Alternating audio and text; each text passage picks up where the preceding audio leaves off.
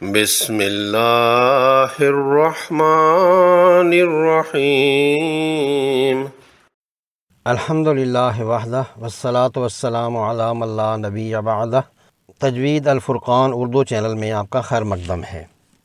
تجوید الفرقان اردو چینل کی اس ویڈیو میں انشاءاللہ تعالی سجدہ تلاوت کے عنوان پر بات ہوگی۔ قرآن پاک میں بعض مقامات ایسے ہیں جنہیں انسان جب پڑھے یا کسی کو پڑھتے ہوئے سنے تو اسے سجدہ کرنا چاہیے۔ اس سجدہ کو سجدہ تلاوت کہتے ہیں۔ جمہور کے نزدیک سجدہ تلاوت پڑھنے اور سننے والے دونوں کے لیے سنت ہے، یعنی اس کا کرنا باعث اجر ہے اور نہ کرنا گناہ نہیں ہے۔ صحیح بخاری میں روایت ہے کہ ایک مرتبہ جمعہ کے خطبہ میں حضرت عمر رضی اللہ تعالیٰ عنہ نے سورہ نحل تلاوت فرمائی۔ جب سجدہ کے مقام پر پہنچے تو منبر سے اتر کر سجدہ کیا اور لوگوں نے بھی سجدہ کیا۔ آئندہ جمعہ کے خطبہ میں آپ نے پھر یہی سورت تلاوت فرمائی۔ جب سجدہ کے مقام پر پہنچے تو سجدہ نہیں کیا بلکہ فرمایا، اے لوگو، ہمیں سجدہ کا حکم نہیں دیا گیا، جس نے سجدہ کیا اس نے بہتر کیا اور جس نے نہیں کیا اس پر کوئی گناہ نہیں۔ سجدہ تلاوت کا حکم امام ابو حنیفہ رحمۃ اللہ علیہ کے نزدیک واجب ہے اور جمہور اس کے سنت ہونے کے قائل ہیں۔ سنت ہونے کا مطلب یہ نہیں کہ اسے چھوڑ دیا جائے، بلکہ اس پہ ہمیشگی برتنا چاہیے، اور کوئی امر مانے نہ ہو تو سجدہ والی آیت پہ فوراً سجدہ کرنا چاہیے۔ حضرت عمر رضی اللہ تعالیٰ عنہ سے روایت ہے کہ نبی صلی اللہ علیہ وآلہ وسلم جب کوئی ایسی سورت تلاوت فرماتے جس میں سجدہ ہوتا تو سجدہ فرماتے اور ہم بھی سجدہ کرتے، یہاں تک کہ ہم میں سے بعض لوگ سجدہ کرنے کے لیے جگہ بھی نہ پاتے۔ تعداد سجود میں اختلاف ہے، کچھ ائمہ 14 مانتے ہیں اور کچھ 15۔ جمہور کے نزدیک سورہ الحج میں 2 سجدے ہیں، جبکہ امام ابو حنیفہ رحمۃ اللہ علیہ سورہ حج میں 1 سجدہ کے قائل ہیں۔ سارے مقامات سجدہ کی الگ الگ نشاندہی سے ویڈیو خاصی لمبی ہو جائے گی، اس لیے سجدہ کی علامات کی نشاندہی کر دی گئی ہے۔ سورہ حج میں 2 سجدے ہونے کا صحیح حدیث سے ثبوت ملتا ہے۔ سیدنا عقبہ بن عامر رضی اللہ تعالیٰ عنہ کہتے ہیں کہ میں نے رسول اللہ صلی اللہ علیہ وآلہ وسلم سے پوچھا، اللہ کے رسول، کیا سورہ حج میں 2 سجدے ہیں؟ آپ صلی اللہ علیہ وآلہ وسلم نے فرمایا، ہاں، اور جو یہ دونوں سجدے نہ کرے وہ انہیں نہ پڑھے۔ اس حدیث کو شیخ البانی نے حسن کہا ہے۔ ابو داؤد 1402۔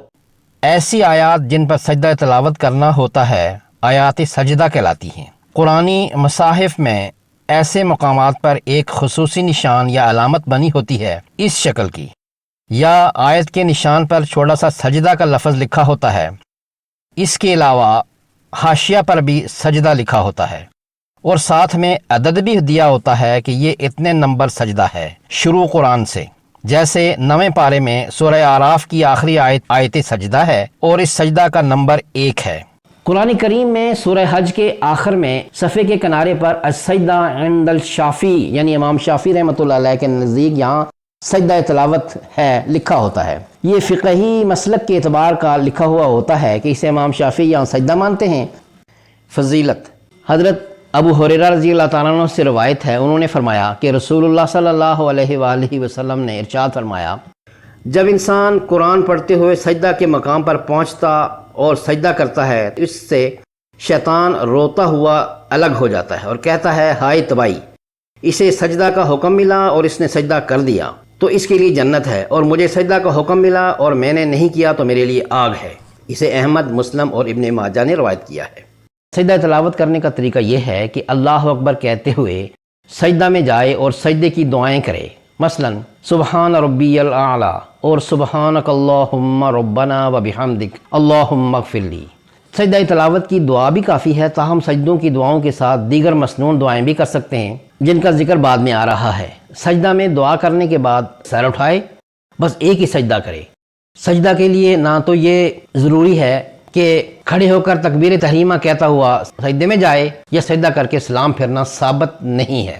نماز میں سجدہ تلاوت کرتے وقت امام تکبیر کہتے ہوئے سجدہ کرے گا اور مقتدی کو لازمی طور پر امام کے ساتھ سجدہ کرنا ہوگا، پھر تکبیر کہتے ہوئے کھڑا ہوگا۔ بہتر یہ ہے کہ امام سری نماز میں لوگوں میں تشویش ہونے کے باعث سجدہ تلاوت نہ کرے، البتہ منفرد کے لیے کوئی حرج کی بات نہیں ہے۔ قاری کے علاوہ سننے والے پر بھی سجدہ تلاوت مسنون ہے، یعنی جس نے قاری کو آیت سجدہ تلاوت کرتے ہوئے سنا اس کو سجدہ کرنا چاہیے۔ جیسا کہ نبی صلی اللہ علیہ وآلہ وسلم جب کوئی سجدہ کی آیت تلاوت فرماتے تو سجدہ کرتے اور آپ کے ساتھ موجود صحابہ بھی سجدہ کرتے۔ جب قاری یا حفظ کرنے والا بار بار سجدہ والی آیت پڑھے تو ایک بار سجدہ کرنا کافی ہے اور چھوڑ دینے میں گناہ نہیں ہے۔ واللہ عالم بالصواب۔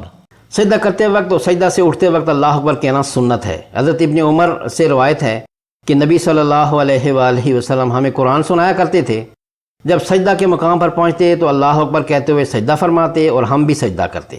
حضرت عبداللہ بن مسعود رضی اللہ تعالیٰ عنہ فرماتے ہیں جب تم سجدہ کے مقام پر پہنچو تو اللہ اکبر کہہ کر سجدہ کرو، اور جب سجدہ سے سر اٹھاؤ تو اللہ اکبر کہو۔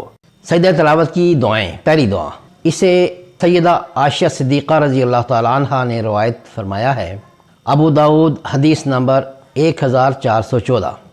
ام المومنین سیدہ عائشہ صدیقہ رضی اللہ تعالیٰ عنہ بیان کرتی ہیں کہ رسول اللہ صلی اللہ علیہ وآلہ وسلم رات کو سجدہ قرآن میں یہ دعا تکرار سے پڑھا کرتے تھے۔ سجد وجہی للذی خلقہ وشق سمعہ وبصرہ بحولہ وقوتہ، مطلب ہے میرا چہرہ اس ذات کے لیے سجدہ ریز ہے جس نے اس کو پیدا کیا اور اپنی طاقت اور قوت سے اس کے کان اور آنکھ بنائے۔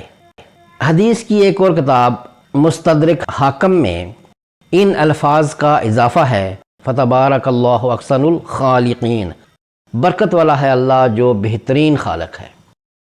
دوسری دعا، حضرت ابن عباس رضی اللہ تعالیٰ عنہما سے روایت ہے کہ میں نبی صلی اللہ علیہ وآلہ وسلم کی خدمت میں بیٹھا ہوا تھا کہ ایک آدمی آیا اور اس نے کہا میں نے رات خواب میں دیکھا کہ کسی درخت کی جڑ کی طرف رخ کیے نماز پڑھ رہا ہوں۔ جب میں قرآن پڑھتے ہوئے ایک ایسے مقام پر آیا جہاں سجدہ تھا تو میں نے سجدہ کیا اور درخت نے بھی میرے ساتھ ہی سجدہ کیا۔ اس وقت میں نے اسے یہ دعا پڑھتے ہوئے سنا، اللہم اکتب لی بہا عندک اجرا وضع عنی بہا وزرا واجعلها لی عندک ذخرا وتقبلها منی کما تقبلتها من عبدک داؤد۔ ترجمہ، اے اللہ میرے لیے اس سجدے کے بدلے اپنے ہاں اجر لکھ دے اور اس کے بدلے میرے گناہوں کا بوجھ ختم کر دے، اور اپنے پاس اسے ذخیرہ بنا اور مجھ سے اس طرح قبول فرما جس طرح تو نے اپنے بندے داؤد علیہ السلام سے قبول فرمایا تھا۔ سنن ترمذی 579۔ سجدہ تلاوت کی مخصوص دعائیں اگر یاد نہ ہوں تو سجدہ تلاوت میں سبحان ربی العالی بھی پڑھی جا سکتی ہے۔ سجدہ کرنے کے لیے کھڑا ہونا، زبان سے نیت کرنا، ان اوامر کے لیے کوئی دلیل نہیں ہے۔ تلاوت کرتے ہوئے سجدہ والی آیت کو چھوڑ دینا اور آگے تلاوت کرنا جائز نہیں ہے۔